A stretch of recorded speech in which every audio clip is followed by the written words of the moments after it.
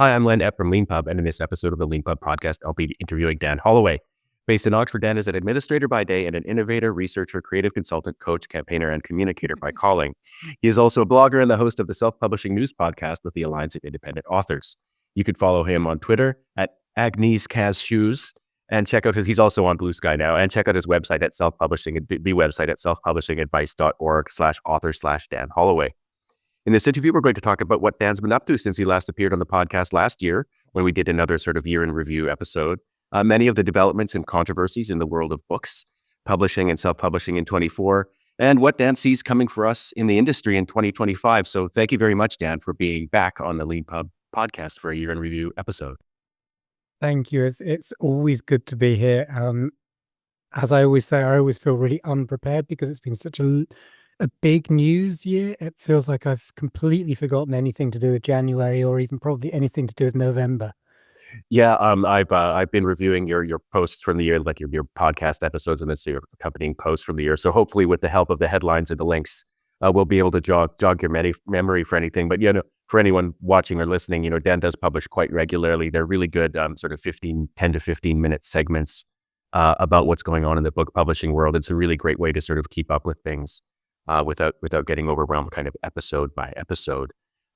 So just before we get going, I was wondering if you could just take a moment. I mean, all that aside, what have you been up to this year or last year? Oh, crumbs! What have I been up to? So I've been writing books, funnily enough. So I've been writing books about creativity. As you know, creativity is my thing. So I have. I'm sure you can see that creative thinking card game is still going strong. So I have a company that sells that. I teach creativity to people, and I've written a book about creativity, which I have here. It's called The Monk, the Mushroom, and the MRI, which is probably the title is the best thing about the book. So if you don't like the title, don't go there. If you do, then you might be interested. And yeah, also in creative thinking. So I was really lucky. I won the Creative Thinking World Championships for the 5th time this year. Congratulations. Really good fun. Yeah. I do recommend anyone who's interested in creative thinking come along. It's held in London every August. It's absolutely wonderful way to spend an afternoon, just getting your mind bent out of shape by really strange questions, which should appeal to any author. What else have I been doing? A lot of running and a lot of weightlifting, which is, I think, probably the same as what I was doing last time we spoke. Yeah, I think I saw you posted with that on Blue Sky. You can deadlift 1.5 times your body weight now. Yeah, that doesn't feel... Since I lost a lot of weight, that's a lot less impressive.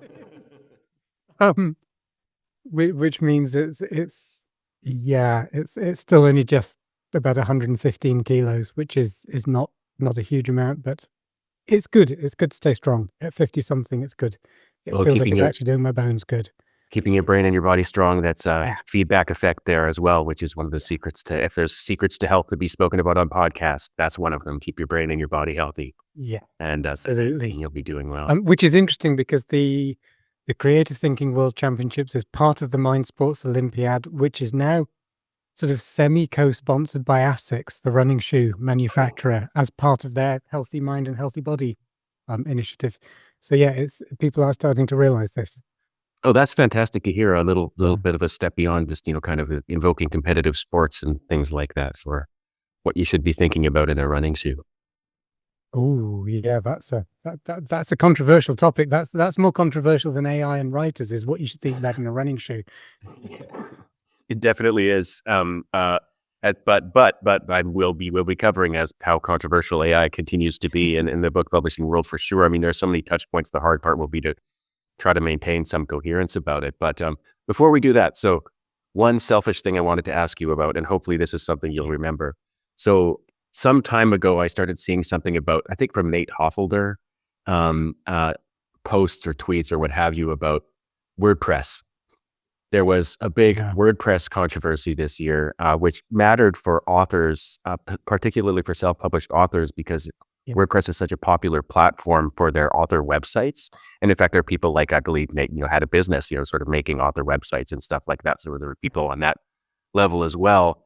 And I didn't dive that deep into it. I mean, there was something about the kind of founder, Matt Mullenweg, kind of from the headline reading I did, kind of appearing to have his head up his ass a little bit. Is what it looks Certainly, like. if you were reading Nate, then you'd have got that impression. Yeah. Okay. So do you remember what that was? And can you maybe clarify for the rest of us a little bit about what the nature of the Yeah, I controversy will. was? I might have a bit of, but it was a disagreement between WordPress and WP Engine, I think, who are the main company who look after WordPress websites, or it's the main place where you go with your WordPress website is through WP Engine, and WordPress stopped giving access to a lot of its plugins to people whose websites were being hosted by WP Engine. And this seemed to be something to do with the takeover by Automatic, as I remember. So Matt Mullenweg runs, am I completely missing the point when I say he runs Automatic, which No, I is think that's right. the sort of the founder of WordPress, and he didn't really like what was happening with WP. I'm trying to. Yeah, let's Yeah. I'm searching through for the story because I wrote quite a lot about this, and it was a really interesting and really bizarre. It seemed to come and go very quickly, is the other thing I remember about it. Yeah, here we go. It was a story of the unlikely war between WordPress and WordPress Engine. Yeah, so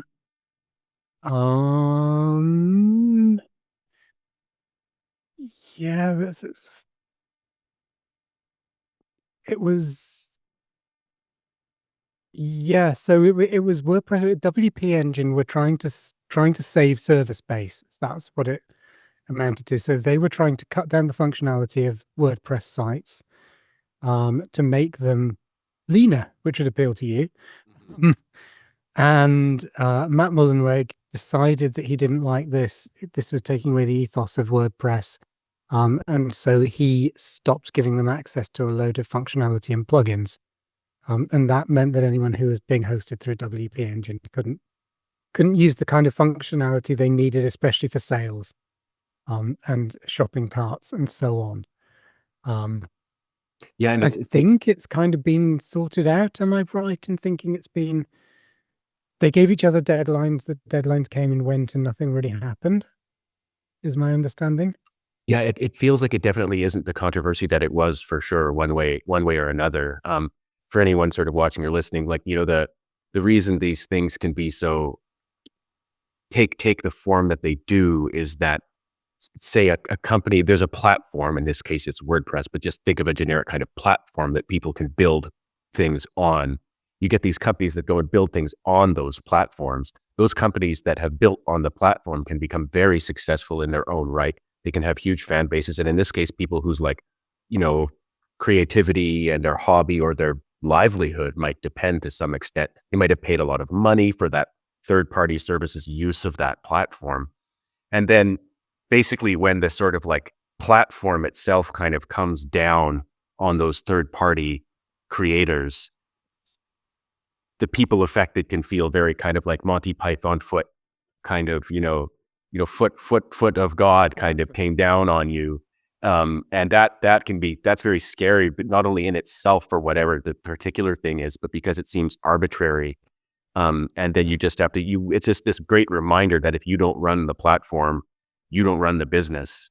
And that's very scary to people over time when they develop it's these things. kind of like things that run on Linux. When the central Linux committee decide they want to do something different, that affects pretty much everything. Yeah, and if you have the kind of like, creator of the platform still involved, they can be very, very opinionated about what it was meant to be for and what it should be used for going forward.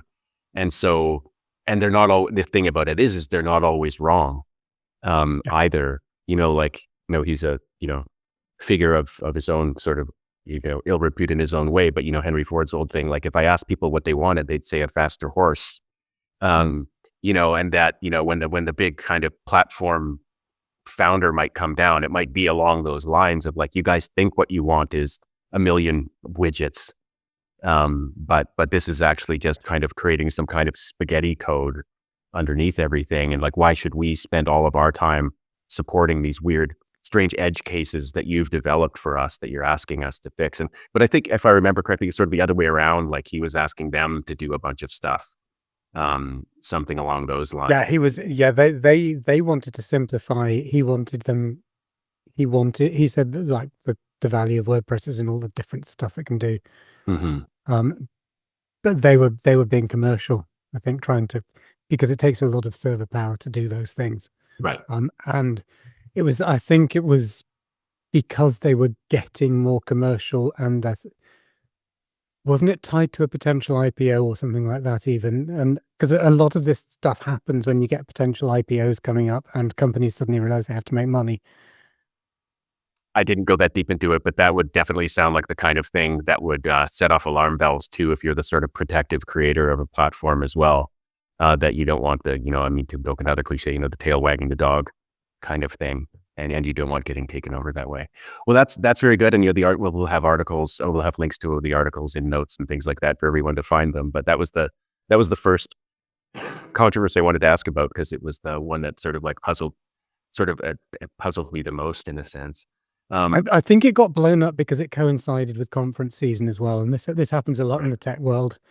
So Matt, I think it was even at a TechCrunch conference, so it got a lot of coverage on TechCrunch, because he was there sitting in front of a TechCrunch audience, basically bad mouthing the people who were the everyday users of WordPress, and that didn't sit well. And these tech CEOs can do that, and I don't think they often realize what they sound like. Yes, exactly. Actually, so that reminds me, so to go on to another controversy, and not really maybe understanding how you're going to come across, this will be our first kind of AI related thing. NaNoWriMo, if had a controversy this year. Maybe I can prime the pump if you don't remember that one. But yeah, I do know. I remember that one very well. Although again, it kind of fizzled out once it actually began. Yeah. And so for anyone familiar, so NaNoWriMo, it's a National November Writing Month or something like that. Novel Writing Month. Novel Writing Month. Sorry, but it's in November. It's in November, and it's been around for a while. So it's funny that it became mired in this kind of controversy, because it was all based on this kind of somewhat on fun. Basically, the idea was set yourself the challenge of what I think writing a 50,000 word novel in November. Grow a mustache too if you want to, if you're into Movember, but you could also spend that time writing a 50,000 word book. And anyway, they had to address AI one way or another, and they allowed it. I think they allowed the use of it. But then they came out with this really poorly conceived a PR attempt to kind of cut off criticism in advance, if I recall correctly, or maybe it was in response to criticism, where they basically invoked accessibility or something like that. And they did privilege. Yeah. It's a really interesting one, and I tried to stay really neutral in the column, which is something I often get into trouble for. It's good to get into trouble from people on all sides of an argument, because that usually means you're staying fairly neutral. But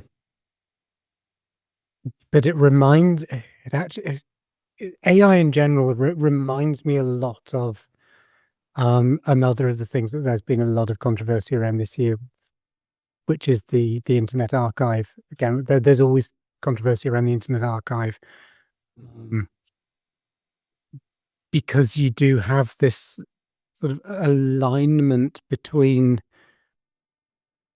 really progressive left and right-leaning libertarianism, and it was a really odd alignment, which goes down this sort of accessibility, autonomy route, and both of those sides get really surprised that they're aligned with each other, because they'd never normally get into bed with each other in a million years. They would do anything to steer clear of each other. But they find themselves almost, if you think about the way that politics is fracturing, it's not the same, I know, in America as the UK, but that you have the sort of the center right, center left, and then you've got the sort of the progressive left and the libertarian right, and you almost feel like there's this pincer movement, and the center parties are the ones who are being squeezed out. And it kind of felt like that. It's an alliance that I've seen before, as I say, around the Internet Archive, and something that was in the news just this week, which is in the UK, the Supreme Court upholding the decision against pirating websites, so large pirate libraries like Library Genesis. And these sorts of cases tend to bring out, as I say, this. So you got the radical accessibility campaigners on the one hand and the radical libertarians who join with them. And that kind of makes both sides then suspicious. It's like, oh, actually, do I really want to be involved in this cause? Because if I'm aligned with this person and I hate this person, what am I doing? And it kind of felt like that with NaNoWriMo, is that there are these two parties who both of them were nervous that they felt like they were saying the same thing. I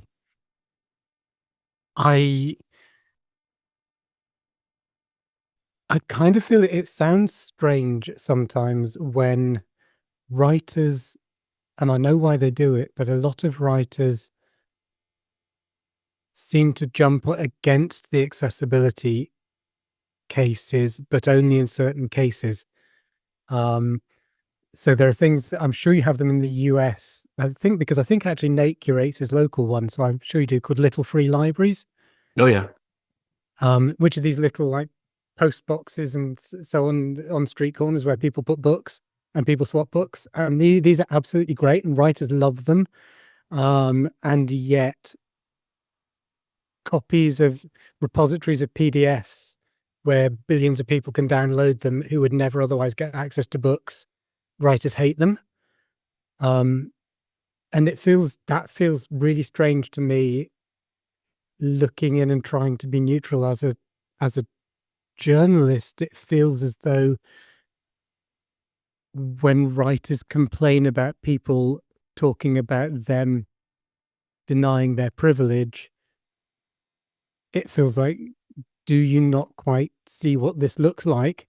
That you're saying this lovely little thing that your arts and crafty local community are doing, this is great, but when millions of people on the other side of the world want to access or do the same thing, you suddenly jump up in arms about it and say that's awful, and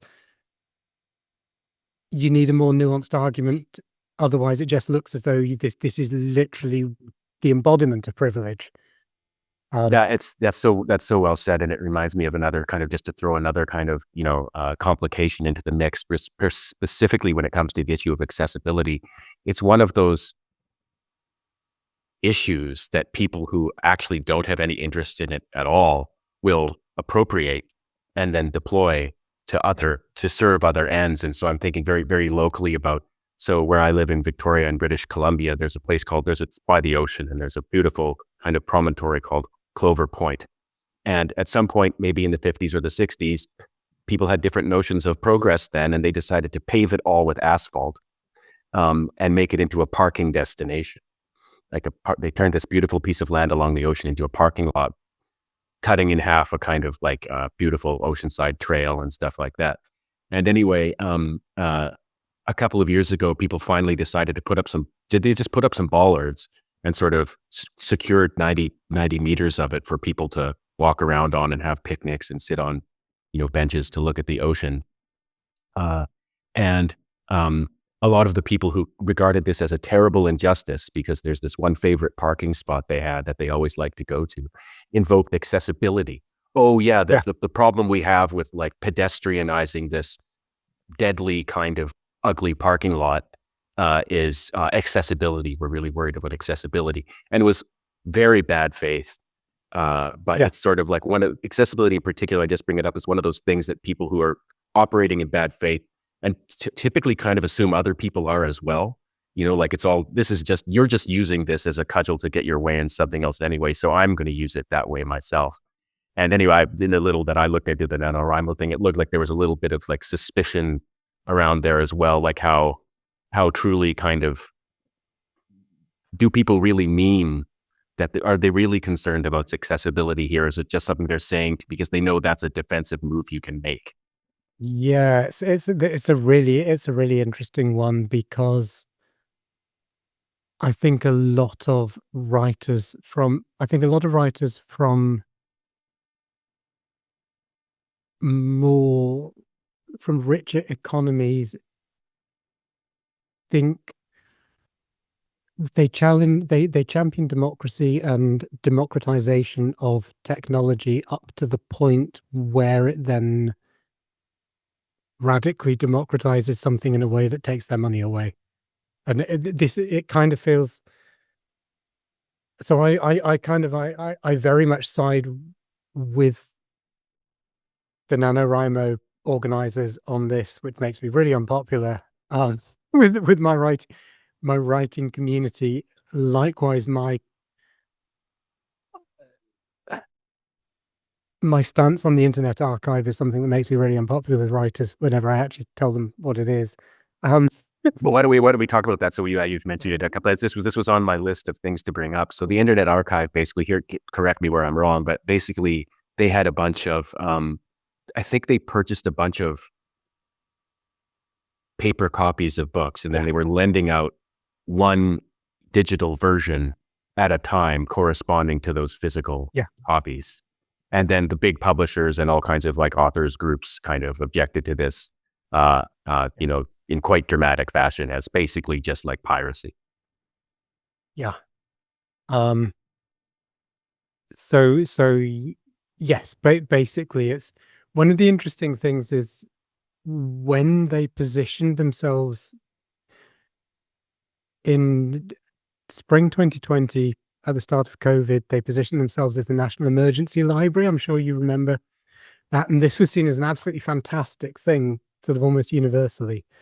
And then people realized actually what they were doing. And what they were doing is this thing they call controlled digital lending, which is exactly what you said. Is like, we buy a physical copy, we make a digital copy from that, and then we lend out the digital copy. And this goes very deep to something that was breaking at the start of the pandemic, which was the whole series of legal cases between publishers and libraries over charging for ebooks. How publishers made money out of libraries lending ebooks, and there were things about metered licensing. Ebooks expired after a certain number of lends, and so on. There were all kinds of ways that publishers were convinced that libraries were actually losing them money on their bottom line. There are arguments over whether they actually were, but it's something that the popularity of libraries growing during the pandemic has sort of felt like this. It has almost fed an existential sense of threat amongst publishers, and the Internet Archive's open library, which was a small and relatively uncontroversial thing before the pandemic, suddenly became this big bête noire because it was part of the Electronic Freedom campaign. So it's highly aligned with the Electronic Freedom or Electronic Frontier Foundation. It's run by Bruce DeCarla, who's a big proponent of that. And again, what it wants to do is, this is what I mean by this sort of weird alliance between libertarian right and progressive left. And you don't quite know where you stand with the Internet Archive. It sort of straddles both of those. And it seems just to want to get knowledge into people's hands. It wants to get the access to books into anyone's hands.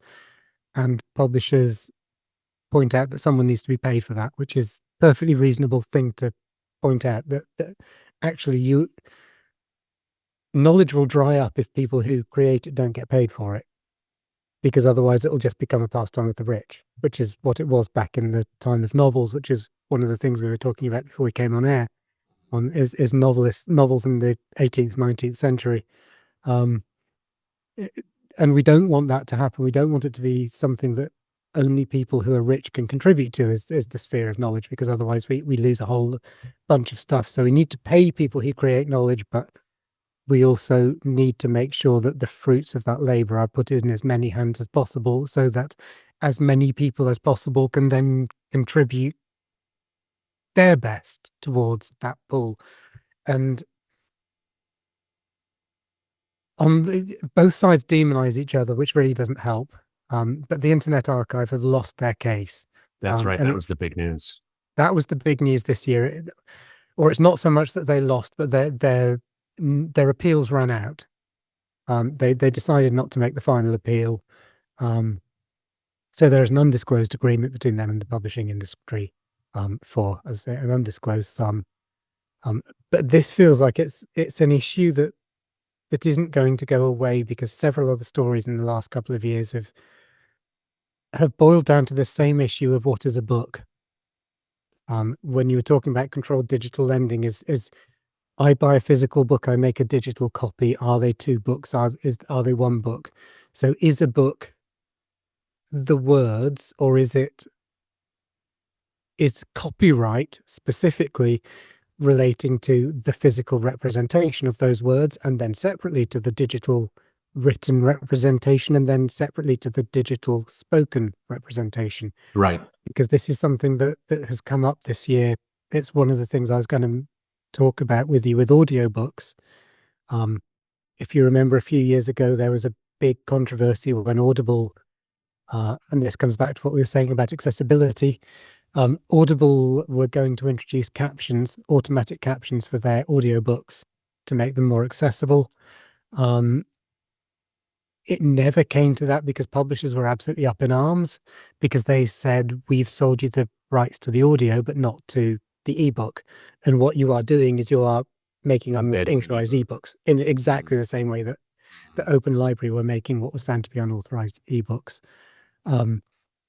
And what's really interesting this year is one of the stories I covered was 11 Labs, who are this big AI voice narration project, have developed a bunch of technologies for turning ebooks into audiobooks, really straightforwardly. And these products are now being bolted onto platforms everywhere. If you've got an e-reader, or if you buy an ebook, you can just bolt on this thing and it will turn it into an audiobook for you. And no one in the publishing world seems to be batting an eyelid at this. And that feels really, really strange to me, having heard how much fuss was made over the separate rights issues previously. Yeah, that's a curious one. Yeah, it is. Do people think that the floods have now reached such an extent that we can't hold back the tide? Yeah, it's an interesting question. I think that definitely is. There's a segment of the kind of book industry that thinks that when these things come along, the idea of converting text into voice, whether it's a solved problem now, it will be at some point in the future, and then it will absolutely be a commodified service. And that there might be some people who are like, that's just that. There's kind of, fights that can be fought on like particular platforms, for example, like the popular ones that can actually monetize audiobooks. But the production and the availability of the audiobook in general, this is just me saying my opinions here. That's just something that people are going to have to accept. That's going to be a thing. If the eyeballs are on, to name some places, if the ears or the eyes are already on something, like the eyes are already on, Amazon for ebooks, and if the ears are already on Spotify for audiobooks, then you're going to be interested in sort of, if you're a money making outfit, you're going to be interested in the deal that you can cut with them, because they can drive sales or revenue for you. But the actual existence and presence of these things out there is just dots. I mean, I would just venture to say you can't fight that. Yeah. Which is really interesting that people are still fighting it with sort of taking a physical book and scanning it. And the publishing industry has always felt as though it's not doing itself any favors by sounding as though it doesn't understand technology. The my go-to little kind of image for that kind of mistake or problem is it might be apocryphal, but I don't think so, is when I'm going to name a company. This is, again, it might not be true, but some Disney executives, when they were first shown a VCR, they went into a room and someone was playing, Pinocchio or whatever, and they were like, "Oh my God, you mean anybody can just walk into the room for free without paying and watch the movie now?" Yeah. And it's one of those, like, a lot of these companies and publishers produce some of the greatest works in history, the most entertaining and most formative and stuff like that. But when you realize the business side of things is basically restriction Yeah. and control, that's actually the business that the people at the level of just like dollars and cents and sort of profit and loss, that's what they understand, that's the business, that unless they're fooling themselves, they understand that what they're in the business in is the business of control, and they want as much basically free regulation and enforcement as they can get Yeah. for that. And that the one term for that free regulation and enforcement is copyright. Yeah. That's what they fall back on. So, and this is where when Dan's talking about the sort of like where the progressive left and the kind of libertarian right start meeting, it's when that's the interest that they're focused on, is this thing of control and limitation for the sake of profit. Yeah. Yeah. Yeah. It's Speaking of money and just moving on from these controversies, one really interesting thing that came out this year was the author survey from Written Word Media. Yeah. Talked about how authors are actually making money now. Yeah. And a lot of it. A lot of it, yeah. So and there's some really interesting numbers that come out of there as well. And we could talk about another controversy with a venture capitalist funded publishing outfit. Okay, I'm glad you're going there. Yeah, it's a good way for you to differentiate yourselves from them. Well, definitely we don't feel like we're in the same boat, but we do understand we could sometimes be seen that way. So, but anyway, yeah, let's start with this amazing Written Word Media survey that came out. I mean, actually getting data and on how authors are earning money is a surprisingly difficult thing to do. So yeah, I was wondering if you could, maybe call up one of your articles on your screen or something like that. And there are so many different interesting things about this. So where to start with the figure? Well, the thing that struck me first of all is, so this is all indie authors, which is great because we don't often have information on this. But the things you can do with an indie author that you can't do with others is you can talk about things like monthly income, because we forget that most traditional authors, you can't go into monthly income because your royalty statements don't come monthly. Whereas for us as indies, they do. So the first thing that struck me was that, yeah, there are several thousand responses, but there were enough people in the more than $20,000 a month category for this to be a meaningful category that's segmented throughout the survey.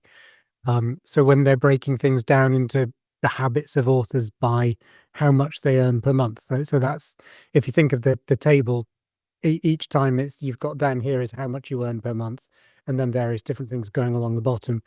And yes, most earn less than $100 a month. But then there is a significant portion, sort of 4 or 5%, who are earning each of $5,000 to $10,000, $10,000 to $20,000, and more than $20,000 a month, which is a huge amount of money. So that was the first thing that really struck me, is that indie authors are earning a lot.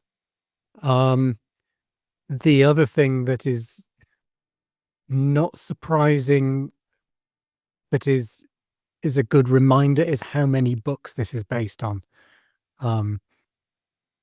Because a lot of people who want to be an author and want to be an indie author have written a book, or think they can write a book and think that that's going to be what does it.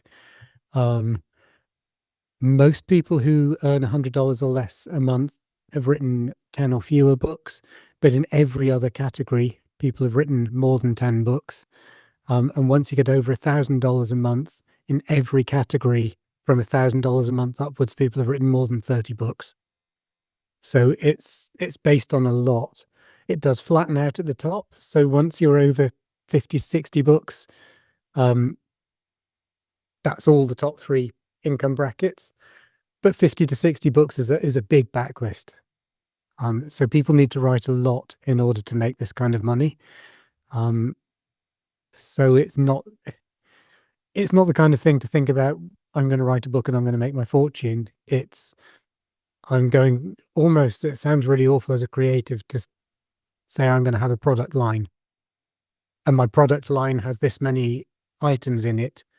I expect each item to contribute to this particular bottom line. So each book will only be earning a couple of $100 a month, but if you add them all together over 50, 60 books, that's a lot of money.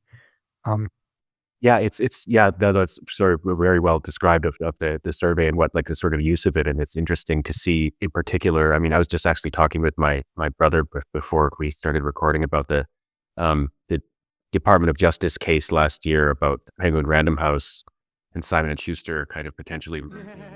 And he said, yeah, this is all with the figures for advances and how. Yeah, and as I was describing to him, he goes, one of the reasons I find this whole discourse so unsympathetic is there's no middle class for authors. And the funny thing, but that's what's emerging with independent authors in particular, is that there is this middle class emerging where you can have like I mean, 20 grand a month might sound a little bit more than middle class to people in lots of different places in the world, and it certainly is. But, the idea that you can kind of work, 8 hours a day, 5 days a week, independently and make money, make a decent living as an author is a fact of life now.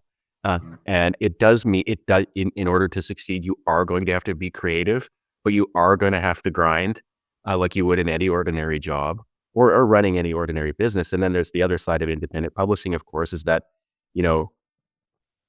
in the past, the publisher kind of took that burden away from you, at least notionally. And then so you got to pretend to yourself that there was no icky business going on. But the price you paid for that was a lot of royalties that you otherwise could have earned, no control, and being sort of part of this bigger outfit. But like now, if you have a plan and you produce products and you kind of think about them, like what's my niche or what are my niches going to be? What's my pace going to be of release? Things like that.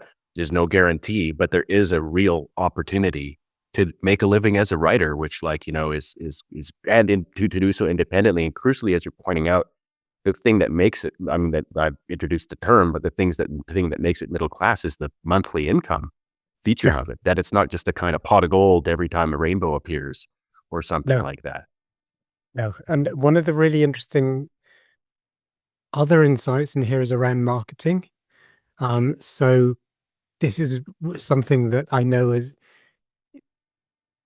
traditionally published authors have tended to beat indie authors, and indie authors have always beaten back with who does what marketing. And traditionally published authors have tended to say, oh, my publisher does all my marketing for me. Indie authors have always said, well, no, actually these days your publisher won't do any marketing for you anyway. But the interesting stat here is the average number of hours spent on marketing was 32 per month, which is a day a week. And to me and there are people who really hate marketing, but if you think that it's going to take up all your time, that's if you are making a living at it, that's not all your time. That's a day a week. And 4 days a week for doing the writing, because most of the people here were outsourcing everything else. So they're doing their own marketing. They're spending not a huge amount, $700 a month on average on marketing, which in the context of those incomes isn't huge. So again, that's not the amount of profit people are making. That's the amount of income in an income and expenditure sheet. And $700 a month on marketing is what they're spending. And for that, they're putting in a day a week's work to do that marketing, which which feels like it's sort of a fairly balanced amount that you would expect to do if you're running a small business. Yes, definitely. And also, I would venture to say as well to people who kind of like, don't like marketing. Um, if it starts working, you might start liking it. If you could, before you succeed, it could feel like every effort is wasted. No one pays attention to you. But like once you've got 10 titles out there, like things like that, things actually can start working for you, or you start getting fans that are promoting you, and you can actually see a connection between your activity and your monthly income. And that, again, like it won't be romantic, but, once you start seeing that connection between like, well, how am I using social media? How am I using TikTok, which is something we can talk about as well. Then like it becomes part of your job, and it becomes something that you can see, oh, I'm actually making money per hour, just like I would at an ordinary job doing this. And it's not so abstract once you start seeing um, the money coming in, and the life you can make for yourself. And again, like there's going to be grinding in any job or in any business, but when you realize you take a step back and like for myself, I've built this world where I can write, and I can, Yeah. in the spaces I make for myself, I can still be genuinely creative. That's just a really amazing thing, and a really amazing feature of how just the sort of world of indie publishing or self-publishing just continues to have its own momentum. Um, so we're talking about what authors spend now, and we haven't talked too much about AI so far. So I want to take the time to talk about, there was a company that you talked about a couple of times on your podcast that came out. Yeah. Um, so the interesting thing here is to me, the high level kind of interesting thing is, do you know who Ed Zitron is? I don't know. Uh, he's kind of a relatively famous guy in American social media. He's a big AI skeptic, very smart guy. And I think he does PR for his sort of main business, but he's got a pretty popular podcast called Better Offline. Yeah, And I can see him. Yeah. yeah, he's a big AI skeptic. He's basically, it's all a scam kind of thing. And it is an interesting thing for any sort of like, as it were, to sort of be an ordinary person. Like, well, there's people saying it's going to change the world, and, everybody better compete, or, we're going to be left behind at the nation state level, or, Yeah. or it's just a bunch of kind of like crappy kind of, answers to questions full of, made up answers, and kind of really terrible Google search answers, which is one of Yeah. Zitron's kind of preoccupations. But and we have seen that kind of enshittification, as Cory Doctorow would call it, sort of Yeah. happening. But there was an example of what appears to be the kind of crap kind of use of AI in the book publishing world. So maybe we can talk about that one. I just hadn't seen one of these in a while. Like these kind of venture capitalists kind of got their eyes big about some It's industry they didn't understand, or something like that. Yeah, this is what worries me, and I think that the context for my worry is I came across a stat on either Wired or TechCrunch that 25% of all venture capital in 2024 went into AI startups. Um, so there is money being absolutely thrown at this, and the pitch that do I name the company? Sure, go Everyone else ahead. is naming the company. They're called Spines. It's a good. At least it's unlike other companies that it's actually a word. And it's a word that has to do with books, because books have spines, although digital books don't have spines. But anyway, we go. So they are doing they're doing the whole "we can save you money, we can save you time" thing. A bunch of other companies are also doing this. They happen to be quite high profile. They got quite a lot of money to do it, and the fact that they were able to persuade venture capitalists with the figures they were using, in that they are claiming that to self-publish a book takes 6 to 18 months after you've finished your manuscript. This is post-production time, and will cost you 5 figures.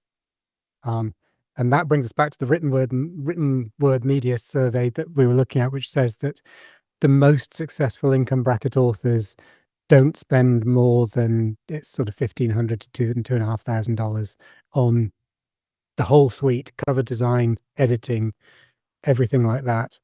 that's what you would expect to spend on a book if you are earning that much money. They were insisting that you have to spend $10,000 on a book, producing your book, and it'll take you 18 months, and they can shorten that time. And with them, you'll only be spending $1,200 to $5,000 per book. So they're taking an overly inflated price that they're going to charge to do some AI editing, and comparing it with something that just doesn't exist.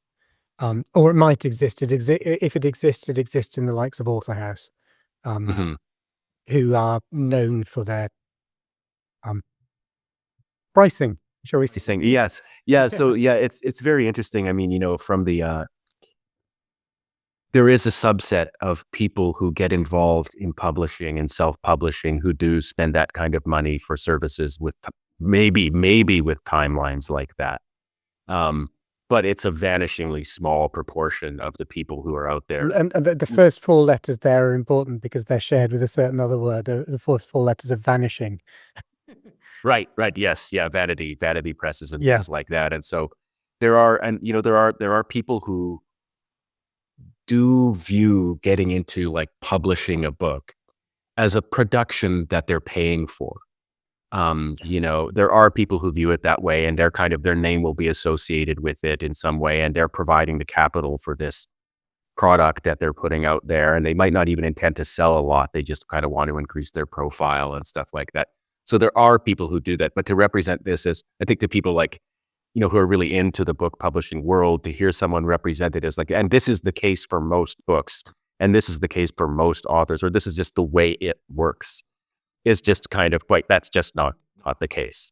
It's really, really worrying that venture capitalists, so this is people like Sequoia, Andreessen Horowitz, they are hearing these figures and they're throwing over $1 million at these companies because they hear these figures and believe them.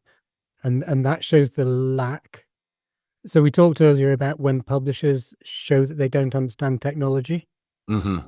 And on the other side, this just illustrates that these big players in technology don't understand publishing. Mm-hmm. So the two sides, it clearly illustrates, it's show don't tell in the most classic sense. Right. They're showing that they don't understand each other. So this is why we have these standoffs. And it's very frustrating as a writer when you see someone talking utter junk, getting millions of dollars thrown at them.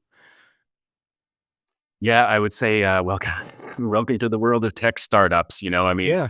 It's that's a feature of that world, is like some people just, make the right pitch in the right place. They've got the right connections, things like that. Maybe to the people they're managing to get meetings with, $1 million per each of 16 investors or something like that is just kind of like, they just do it to get out of the meeting. Sometimes, I'm not saying that's the case in this case, but if you've really been on the other side of like big investment kind of things, that kind of money isn't really very big. And then like, the classic venture capital thing is like, just kind of plant a lot of seeds and hope one turns into an oak overnight kind of thing, and that's kind of what they're up to. So they're not necessarily as naive as they seem sometimes, but when you do, it's kind of like, I mean, my old joke about reading an Economist article, like the better you understand it, the more the subject, the more frustrated you are with how misleading and uninformed it is. But if you're a busy kind of person and you don't know anything about that subject, actually that Economist article actually did enough for the 5 minutes you spent learning it to get you somewhere along the line. And I think a lot of investment decisions from the venture capital firms can kind of be characterized that way. They're like, their knowledge of it is just good enough to meet the kind of seriousness of the investment that they're making from their perspective of how big their piles are. Yeah. But we spent our time last time talking about SPF, didn't we? So we needn't go there. We were talking about big piles and due diligence. Well, that was big news this year too. But moving on to talk a little bit more about sort of like kind of like AI and not the kind of weird investments that are being made or strange kind of pitches that might be made on the fringes of things, but the big picture for AI. One of the big picture things that happened this year was some of the AI companies started striking deals with the big publishing houses to sort of pay the publishing house money, and then they split that with authors. And what's happening here is the AI companies are basically slurping up the books, training their AI on it, and then compensating authors and publishers for that in some way.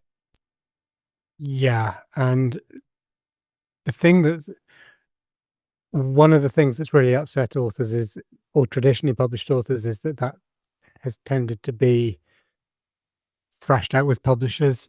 Authors haven't been consulted by and large. Certainly deals with the likes of Penguin Random House. I think actually it was Macmillan, wasn't it, that was the really controversial one.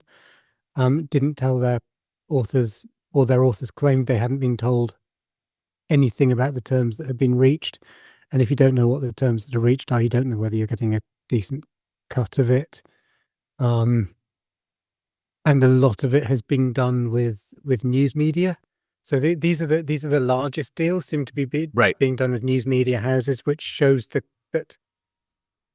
search is still kind of the big thing for generative AI at the moment, and presumably that's to do with ad revenue. And that is again another reason why it's controversial, I would guess, because obviously it feels like a short-term solution for journalistic publishers that their ad revenue is drying up. This is going to kill their ad revenue even more. So take what you can while you can get it. Yeah, we've had some of that happening in Canada, more generally with kind of search and things like that in the last year. If you're You've been in the news quite a lot in Canada with this. Yeah, if you're a cynic, it does look like legacy institutions that have spent the last 30 years pretending computers are going to go away, kind of, finally found a way to get some one shot money out of the big players. Yeah, it does kind of feel like that. There's an interesting survey done in the UK that found that authors, it needs to be taken with a bit of a pinch of salt, because it was a licensing collection society that did the survey of its members. So these are people who are used to this model. But that half of authors would be amenable to the idea of licensing out the right to use their work, if they were given a say in whether they said yes or no. The figures are all quite interesting, because they seem to hover around this sort of $1,000 or $2,000 mark. That's what most authors seem to think their work is worth for an AI license. So I don't know whether that's becoming an industry standard almost. You had an article also about the Frankfurt Book Fair and AI deals and things that were happening there. Did you actually attend the Frankfurt Book Fair this year? No, I would love to attend Frankfurt, but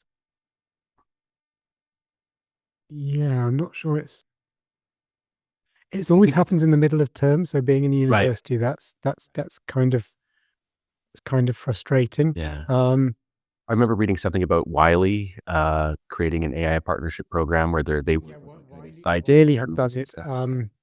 And it's really interesting. Wiley have done it. So academic publishing, and I think we talked about this last time, academic publishing compared to traditional publishing and even journalistic publishing is just on another level of magnitude. Yes. It's also seen as probably more useful. Because again, it can drive search, and it can drive sort of high quality search. So yeah, Wiley have done it, but then at the end of the year, Harvard came out and have produced or helped to produce a large free open source data set for training, so that small companies can train AI with some of the degree of quality data that larger companies are able to achieve. Again, it's with companies like Wiley, it's a really interesting question of where the money goes, because academic publishing, I work at Oxford University, we're largely funded by Oxford University Press, because the university itself makes no money, loses quite a lot of money, but Oxford University Press makes an absolute shed load of money, in the hundreds of millions, if not billions, of profit, not even turnover. But this comes back to the who pays for research question and who gets rewarded for it, because by and large, research is publicly funded. Certainly in the UK, it's publicly funded. The public institutions then have to pay for the privilege of publishing. The people who publish it then charge the public institutions to read. to subscribe to the journals in which their work they've already paid to contribute is included.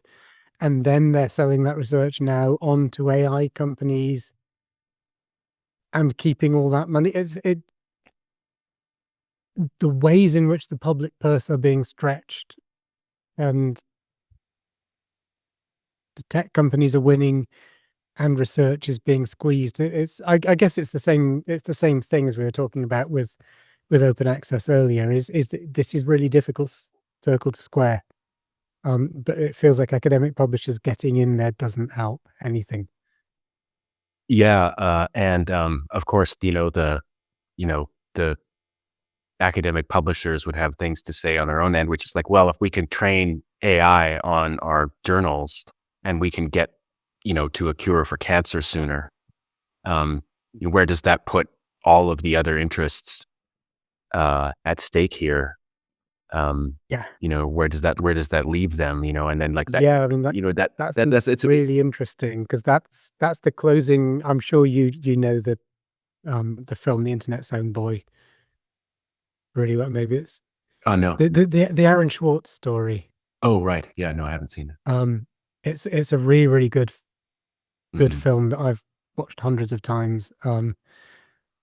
Partly because he's such a fascinating character, because again, he's really, you think of him as a progressive left person, but the causes he's aligned with the Electronic Freedom Foundation and the Internet Archive have gone down quite a different path since he died. But it ends with Cory Doctorow making exactly that point about cancer with open access. Is that if someone who has access to these journal articles, who isn't part of a university, can come up with a cure for something that no one in academia could have done, and he is only able to do that. And he comes up with this example of a guy who actually did this. He said, I think it didn't go quite as planned, but at the time it looked like it had happened.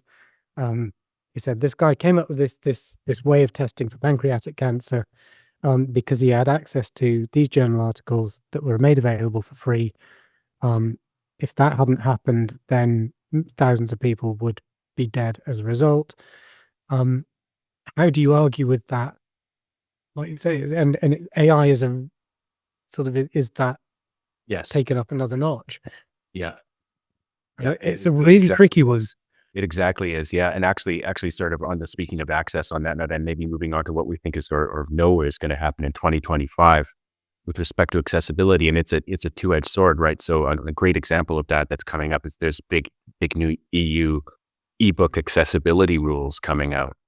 I think it's, what is it, like June or July or something like that? Yeah. That if you're selling ebooks in the EU, and I don't know a lot about, I mean, I've read about it, and like, we ourselves are kind of very robust when it comes to accessibility, and definitely with regulatory compliance and stuff like that, we take it very seriously. But like, and I only know this kind of, I haven't actually like sort of researched this very properly, but like a classic example of how accessibility rules can be very destructive would be what happened to iTunes U, I think, which is that like thousands and thousands of amazing lectures were just taken offline because there was no corresponding transcript of them. And so now it's like nobody can access it because everybody couldn't access it. And if you're an accessibility activist, the sort of like reasons for that are obvious. It's like, if you don't put pressure on every point, and even sometimes maximum pressure, you're never going to get anything, because people are always going to be able to make the argument, oh, by forcing this on people, other people are going to lose access to things. And it's just this inherently kind of tricky thing when you're Yeah, and progress then you it end up like just sounding like the tobacco industry. right. It's like, Yeah. oh no, yeah, Yeah. You get which no one wants that. yeah, you end up slippery sloping, kind of inevitably. But yeah, so if you could just maybe take a moment to talk to people who might not know about this, what's going on? What is it that publishers kind of need to prepare for if they're selling ebooks in Europe?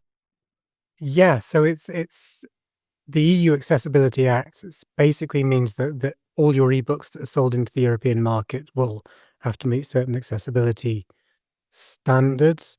The link that I'd recommend you put in, there's actually W3C has a good link on this, which is really handy because they obviously run WCAG, which is the Web Content Accessibility Guidance. They're responsible for maintaining EPUB. So basically, if you are doing what they recommend with EPUB, you're fine. Because I mean W3C in general, if you're doing what they recommend you should be doing with your books, then you will be okay. And I think indies are going to be pretty much okay on this anyway, because we tend to go through platforms that are quite good at ensuring we do it. So things like not really easy to navigate tables of contents and meaningful hyperlinks that actually don't just say link here, but tell you what they're linking to and make it easy to navigate around the book. The ability to change font size, that kind of thing. So it There are doesn't things mean that would happen. it doesn't mean that half the ebooks available online in Europe are just going to go dark. No, I don't think it's going to mean that at all. It's certainly not with the books that we publish. There is a danger with traditional publishers. So there's a group in Italy that looks at this and is trying to advise publishers on what to do, and they've found that 75% of publishers are going to be ready, which is like a quarter of the publishers in Europe don't look like they'll be ready for it, which is quite worrying. But places like Amazon will be. Likewise, Draft to Digital, I'm sure you'll be fine with this. That's not going to be a problem. But if you have books with traditional publishers, then you might be in a problem. And by and large, they don't tend to realize this, so you might not get your publisher telling you in advance this is going to happen. Right. Yeah. And obviously, even if they do, you can't then do anything about it. That's the great thing about being an indie author, is if you know this is coming, you can do something about it to make sure that your tables of contents are in order. But we've been largely educated on this by Amazon in the past because of scams. So with all the book stuffing scams, Right. that meant that Amazon really got very sensitive about tables of contents that weren't complete and that misleadingly took people to the back of the book, and then they were suddenly counted as Right. you had all those book farms that were that's an old one. I haven't thought of that in a while. So I That's think good. we're okay. So I would recommend that you link people to this. It's actually a really straightforwardly written, simple thing about it's use of color, use of fonts, You just use of share it with me captioning, share use it of in the content. chat or something. I'll put the link in the chat. Yeah. Oh, okay. Yeah. Thanks very much. Make a note of that. Zoom does have a chat, doesn't it? It does. Yeah. You have to find it in the little in the three dots. Yeah. Should be there. There we go. There we go. Thanks very much. I got it. Brilliant. Okay. Yeah. So that is coming. So that's the first bit of legislation that's coming next year. That we will have to comply with. Right. Okay. Great. And the last thing I wanted to ask you about is just, do you have 3 predictions for the book publishing industry in 2025? Accessibility. Other than accessibility, which is a known. Yeah, so I think this is one of the first thing that I think I said in my post for allies. I think the cozy trend is going to continue. And so basically, people will have noticed cozy mysteries are everywhere this year, on television, in books. People like things that are quite light, and by and large, that's because the world's not.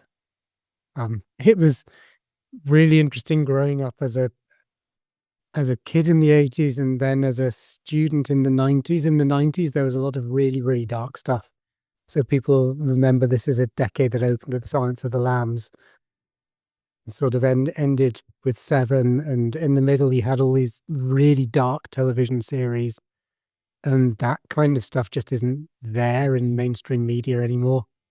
And it tends to be that the more optimistic you are about the world, this is the 90s was when Francis Fukuyama famously wrote about the end of history, because it's like, oh, we've got there now, it's fabulous, liberal democracy's won, we're all going to live happily ever after. And a lot of people genuinely thought that, and so you could afford to be quite dark in your fantasy life. But by and large, when the world is quite dark, people's fantasy lives tend to want to be quite light because you want escapism. So I think that will continue. If you're a writer, that's something to look for. If you want to start writing this year, then look to write in those lighter, but maybe at the moment not so full areas. I don't know what that might be. I don't know what's going to happen with TikTok, so I don't know that if I can really make predictions about that, but something will happen with TikTok on the 10th of January, and then something else will happen with TikTok on the 19th of January. Then Trump will become president on the 20th, and probably something else will happen with it. And because it's so important for the book world, that will matter. Certainly if TikTok does get banned in the US, and I'm not sure now that it will, but if it does, then that would have a massive impact on how people go about connecting with their readers.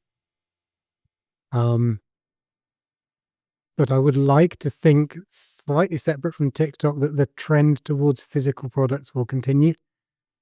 And this is kind of, people say, being driven by TikTok, it's made carrying books as accessories into a thing. And people either see this as great or they see it as terrible because, oh, they're buying all these books, they're not actually reading them. But the sort of the dark academia aesthetic of reading feels like it's here to stay. One of the stories I loved this year was all the Brandon Sanderson stuff. His campaigns for beautiful physical books. And I know he's only one person and he has a very particular following, but it's still nice to see that people want beautiful physical things. Yeah, thanks very much for those really great predictions. I mean, it's I was just actually reviewing Jane Friedman's hot sheet. I think it was the projection for 2025, and she said something similar about like deluxe books. The sort of trend for deluxe books is just looking very strong. Very well made things that are just a sort of a true kind of product, like not product, but like an object to own, a wonderfully designed thing that means something to the person who perhaps gave it, to the person who received it, and is something that just treasure. Yeah, correct. Yeah, one of the things I'm doing more as a writer is I love working with artists to produce these things. So I do that with my card games. I do it with artwork. I do it with covers. It's great working with artists, and I think that's something that it would be great to see more collaborations. And I think that's an area for people to grow their incomes as well. The last thing I should have mentioned it earlier. It's a sort of sad note to end on, but a former person who's, as it were, sat in your chair on this podcast for an end of year review is Mike Shatskin. Mike, you're going to say, yeah. Yes, yeah. And so Mike Shatskin, former podcast guest, if you're interested in the episodes with him, the first one I did with him, he talked a lot about his past and his father and like their work in the book publishing industry. It's a great resource. And the last time I talked to him was kind of in full swing of the pandemic, and it was just great to talk to him. He was so cheerful and humorous, and with at the same time, such robust things always to say about the book publishing world and the book publishing industry. And yeah, we lost him. I mean, I say we, everyone who read the Shatskin Files maybe felt a connection to him. We lost him this year. He was one of the people I turned to when I first started in the indie publishing thing, who felt like someone who was there alongside you. And he had this great thing, like I said earlier, we were talking about why were novels long in the 18th century? Mike would never do anything in 10 words if he could do it in 10,000. And that's one of the things I loved about him. He was proper long form. None of this modern sort of Hemingway style nonsense. He wanted to go into the weeds on everything. And it was always so interesting and humorous and informative when he did. Yes, and he's left behind the Shatskin Files, which you can find online if you're interested in the book publishing industry. I mean, some of it, it's just really entertaining and sort of informative to read on its own. And when you get a sense of the mind and the experience behind what you're reading, that's really just an amazing experience. Well, Dan Holloway, thank you very much for taking some time out of your evening to talk to me in the afternoon over here. And thank you for taking the time to do another one of these year in review episodes. I really looked forward to it, and I was glad when I reached out and asked you to reappear that you would do so. So thanks very much for being on the Thank you so much. It's an absolute pleasure.